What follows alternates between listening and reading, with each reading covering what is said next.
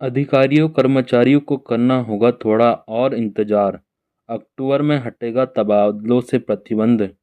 जानें अब तक की जानकारी।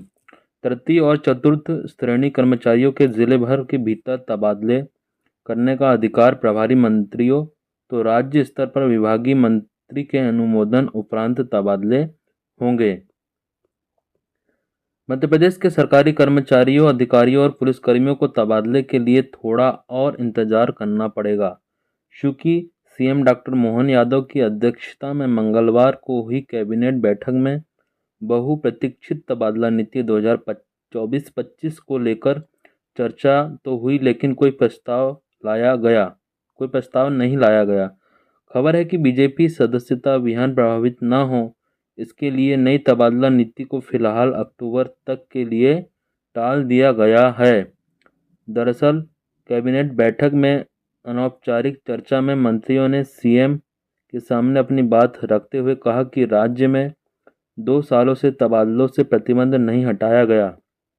प्रशासनिक और व्यावहारिक दृष्टि से जमावट करना आवश्यक है, इसलिए नई तबादला नीति जल्द घोषित की जानी चाहिए ताकि प्रदेश में तबादले हो सके। ऐसे में संभावनाएं जताई जा रही है कि अब बीजेपी सदस्यता अभियान और कई राज्यों में होने वाले विधानसभा चुनाव और उपचुनाव के बाद अक्टूबर के दूसरे हफ्तों में तबादलों से बैन हटा जा सकता है। किसी भी संवर्ग में 20% से अधिक तबादले नहीं। सूत्रों की माने तो अक्टूबर के दूसरे हफ्ते में 10 से 15 दिन के लिए तबादलों से बैन हटाया जाएगा।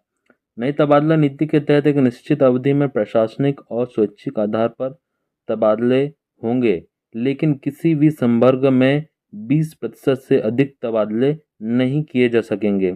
तृतीय और चतुर्थ श्रेणी कर्मचारियों के जिले के भीतर तबादले का अधिकार प्रभारी मंत्रियों को राज्य स्तर पर विभागीय मंत्री के अनुमोदन उपरांत तबादले होंगे। इस फैसले से मंत्रियों को अपने अपने क्षेत्रों में प्रशासन पर बेहतर नियंत्रण स्थापित करने में मदद मिलेगी।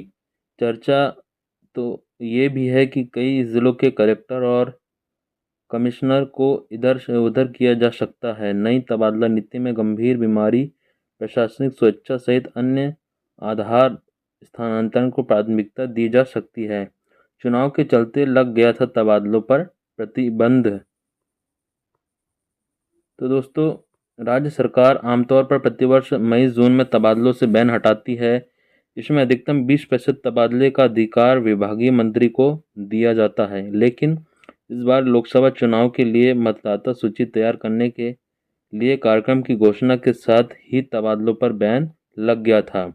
इसके चलते राज्य सरकार चुनाव कार्य में संलग्न 65,000 booth level officer, collector, commissioner, police महानिरीक्षक, पुलिस अधीक्षक समेत कई संवर्गों के अधिकारियों कर्मचारियों के तबादले चुनाव आयोग की अनुमति के बाद नहीं कर सकती थी।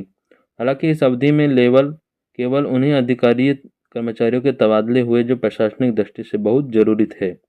ऐसे में अब तबादलों से बैन हटने के बाद कलेक्टर, एसपी और मुख्यालयों में बैठे अधिकारियों के तबादले हो सकेंगे। तो दोस्तों, तबादले को लेकर इस प्रकार की जानकारी है, इस प्रकार की न्यूज़ है। वीडियो पसंद आया हो तो इसे लाइक कीजिए। अगर आप हमारे चैनल पर नए हैं प्यारे दोस्तों, तो चैनल को जरूर सब्सक्राइब कर लें ताकि ऐसी जानकारी मध्य प्रदेश के सभी आदेश, देश के सभी आदेश, सभी योजनाएं, सभी भर्तियों की जानकारी आपको समय पर मिलती रहे। धन्यवाद।